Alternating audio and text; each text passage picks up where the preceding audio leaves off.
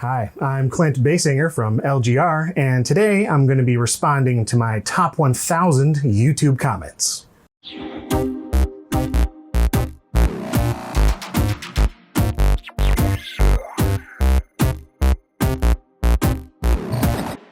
The following comments came from the most viewed video on your channel. What video is it? I believe it is the Doom on a Calculator video. And there we go, Doom on a Calculator, indeed. 5.6 million views. What brought up the Doom on a Calculator video was literally a time crunch. It was one of those situations where I had another video like 99% complete, but that last 1%, it just wasn't coming out in time. And so I literally looked around my room and I'm like, hey, there's a calculator over there that I picked up from Goodwill recently. And I'm like, I remember putting games on that thing back in high school. I wonder if I can still do that. Here is one of the first comments on that most viewed video. It runs better on a TI-84. It's actually kind of playable. Yeah, the only world I could see myself recommending a calculator Doom over any other kind of Doom is if you're stuck in math class and you have absolutely nothing else to do, or like me, you were in study hall and just, you got a calculator and there weren't cell phones that did anything worth anything. So I played it then, but otherwise, no, stick to Doom on things that Doom is made for with keyboards and stuff. The following comments came from the second most viewed video on your channel. What video is it? Second most viewed. I genuinely don't know. I don't think it's a Sims video anymore. I think it's, I believe it's turbo buttons, maybe. What is a turbo button? What does it do? Ah, the other one. So my second most viewed video is actually, why did old PCs have key locks? An LGR retrospective. Yeah. The presence of a key lock is one of those things that instantly dates a personal computer to that time period. The reason that this video in particular came about, every single time that I showed a computer in a video that had a key lock or a turbo button or something like that, there were a bunch of comments from folks saying, well, what did that do? Or I've never had that, or I did have that, and I never used it back then. So it just sort of came about by reading the comments and seeing what people were asking that I honestly never thought to ask myself because I assumed people knew, but I guess not. To answer the first question, key locks usually did exactly what you'd expect. They locked the computer with a key. Here's one of the most liked comments on that video. For some extra fun, put the turbo button's wires on the key lock instead. That way you can have it on low speed. Then when you want to rev it up, you get to turn a key and make engine noises with your mouth. Vroom. Yes, that wouldn't work, but you could.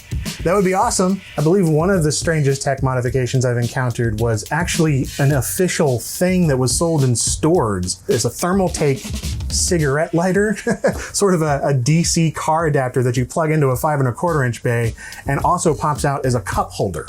And so those are both on one thing, and it was actually sold for computers in the early mid 2000s. All right. This is the first video posted to your YouTube channel. Oh dear. Clint hates himself. You know I don't like you. Yeah, I guess that's the first video that's still on my YouTube channel, but the first video that was actually on my channel is embarrassing. It was some sort of ridiculous UFO-like clip that was faked by somebody I knew. And so I'm like, let's just put this on YouTube and see if it fools anybody. And I don't even remember what the title was, but it was up there for like 2 or 3 years. And it ended up getting a couple 100,000 views, I think. It was actually my most successful video for a long time, but yeah, things changed. I deleted all that kind of stuff.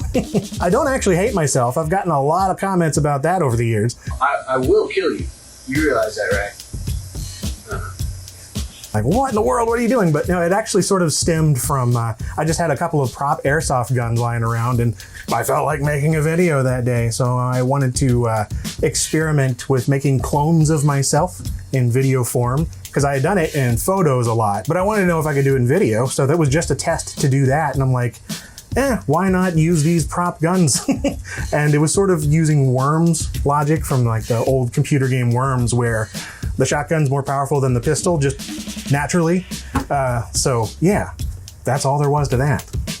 So this is the very first comment ever posted on that video. Now that was funny and really well done too. I guess maybe the level for what is funny and really well done has changed a little bit since 2006 or 7 or whenever that was.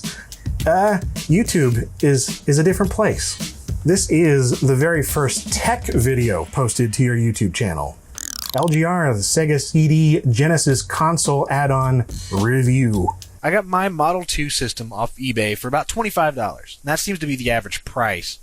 Of course, you will also need a Model 1 or Model 2 Genesis to go along with it, so look at about $45 for a complete system with no games. My feelings on the Sega CD remain mixed. I enjoy the nostalgic look back at it. I just found when I first revisited it that a lot of the things that I most wanted to play on the Sega Genesis weren't on the Sega CD, so what really was the point? Now I kind of appreciate it a lot more, especially since it's gotten more support over the years. There's a little add-on cartridge that you can put in a Sega Genesis now that plays Sega CD games off of an SD card. So I've taken the opportunity to revisit the library and examine all the things that maybe I didn't get around to. And now I'm like, okay, I understand the point of it now. It is pretty fascinating to see so many like RPGs and fighting games and scrollers and shooters with CD audio and 16-bit mixed together is pretty cool. So here is one of the most liked comments on that video. There is something calming about older YouTube reviews. They tend to lack the energy of stuff today in a way I find kinda nice. These days you have to have a lot of energy and character to stand out, while back then you just had to have interesting material. I get this comment more and more as time goes on. I didn't mean to make them calming or soothing or anything. In fact, I get a lot of comments about the VHS camcorder that I was recording on back then being comforting. And that was not the intent. It was just something I got from a thrift store. It was the only camera I had. I'm glad it's retroactively calming or soothing. Happy accidents. Okay. Here's the first comment you made on that video. Oh dear. I would agree. The system itself is not half bad, but why oh why all those FMV games? Most of them, are what make it suck. Oh, that's harsh. I would not agree with that anymore. FMV games are like my favorite thing now. I guess I just grew out of that. I mean, there were a lot of garbage ones, but somehow, the older I've gotten, the more I appreciate like B movies and things where people are creating things, then they're really trying, but they just don't quite stick the landing.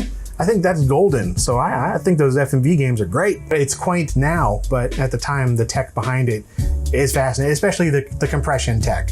You look into something like Seventh Guest, what they were doing there to get all of these moving transitions between hallways and rooms of a house and making it look as good as it did on 486 is just mind-boggling. They invented whole new techniques for that stuff. The following comments came from your first Sims video. LGR, The Sims 3 Quick Review, Top 5 Reasons to Buy. Number 4, customization and building stuff. The architectural aspect of the game has always been one of my favorite things about the Sims games before, but now it's just extreme. From what I recall, the entire reason I started covering Sims content was just another one of those out of the blue moments where a new Sims game had come out and I'd played all of them. I was a really big fan of them, but didn't really see anybody else doing them at all in terms of covering The Sims on YouTube and making videos about Sims content. There was this sort of debate, I guess, among the community of, is it really worth upgrading from The Sims 2? Or is it even an upgrade at all? Because a lot of folks weren't quite sold on some of The Sims 3's aspects. The open world was interesting, but was it worth the gameplay sacrifices and the tons of expansions to The Sims 2? Was it worth upgrading at all? So yeah, that's why I titled it Top 5 Reasons to Grab It, because I thought it was worth it. Here are some of the most liked comments on this Sims video. Sims 3 gameplay plus Sims 4 graphics equals absolute gold. I hear that a lot, and I don't necessarily disagree. I think that there is a lot to love about both of these entries in the game series. And while some aren't quite sold on the Sims 4 graphics, you can pretty much objectively say that the lighting system is better, and so are the Sims themselves in terms of their looks. You combine the best of those worlds and a lot from The Sims 2, I would say it is absolute gold. I did not realize the effect that covering Sims things would have on my channel at all. In fact, I don't think that it even did very well at the beginning. It was when I started covering the expansions that really started to take off and shift the channel in another direction or at least add something to the channel that wasn't there before, and it's become a staple ever since. Are you still as big of a fan of The Sims as you used to be?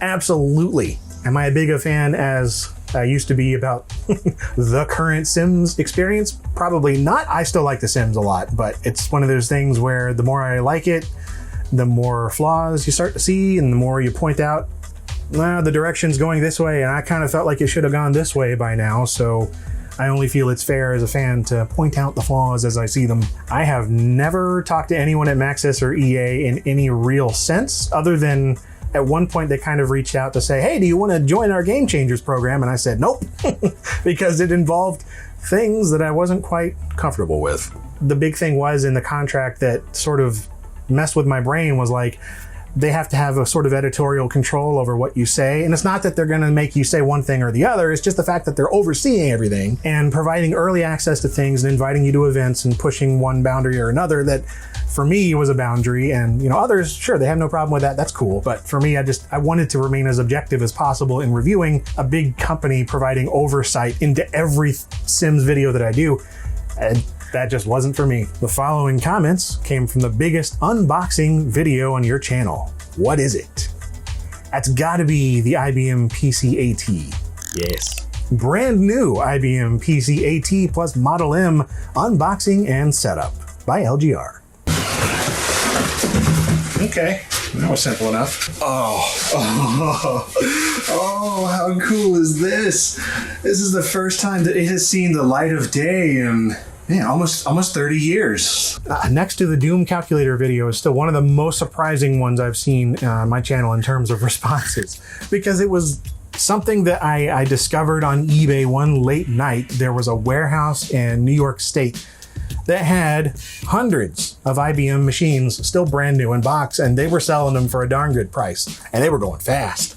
So I just bought one on a whim, that late night, and I didn't really remember, and then all of a sudden it showed up on the porch. I'm like, well, I guess I'm making a video now. That was that. Didn't really think much of it at all.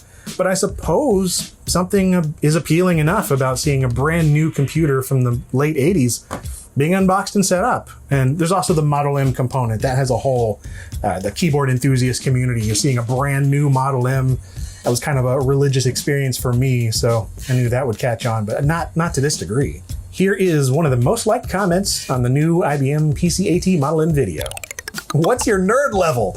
I smell keyboards. This right here smells like an office store. This still smells like a new car. I've got to let you know what everything smells like. It's important. Yeah, it's true. I had to smell it. I smell everything. If I unbox something that's new old stock, you got to smell it, man. You're smelling like late 80s air and degrading components and potentially toxic things. And the Model M was crazy. It smelled like a new car. It kind of still does. It's just over there. I still use it and smell it every so often just to make sure. Is there any retro tech you'd love to unbox that you haven't been able to find? Yeah, there's a lot, but it's even hard to narrow that down. I guess if I had to pick one, it would be the Packard Bell Legend 486 that I had as a kid, my first computer, and I haven't yet been able to find the exact model in probably 15 years of looking. I've had saved searches and everything on eBay forever, and it's never shown up, not the exact one. If I could find that in the box and unbox that and sort of relive that first memory of seeing a computer in my house for the first time, I'd probably cry. Speed round. Answer the following comments as quickly as possible, because otherwise we'll be here all day. So what if I want some modern games on a monochrome monitor? Is there any way I can play Fallout New Vegas on an amber monitor? Yes, there is. In fact, I've done that on my channel, I believe. I know I've done it on monochrome TVs. That is a little different than a monochrome monitor. So it really depends on the monitor itself, but if you have a monitor with composite input, that makes it extremely easy. There are some amber monitors that have that, so New Vegas, totally possible. I wonder why it took so long for touchscreens to become widely adopted. If you've ever used a touchscreen from the 80s or 90s, you probably figured that out. Multi-touch wasn't a thing, typically. But even then, a lot of those touchscreens, especially on earlier tablets, required a powered, almost like a Wacom tablet pen to get anything on there. Otherwise, you could do some things, but others you couldn't in terms of being able to move a mouse or actually click on a device And also just because the interfaces weren't there. A lot of those earlier computers and tablets and things were essentially desktops shrunken down with a touch screen that you had to use a battery-powered pen, so not fun. Does it run Crysis? That could be on literally any video I've ever made, and the answer is almost always no, except for the Crysis video. Yeah, Crysis. If it's running, it runs Crysis. I don't know. It is a fun thing, I guess, just sort of... somebody needs to develop Crysis for MS-DOS, just so I can say it runs Crysis.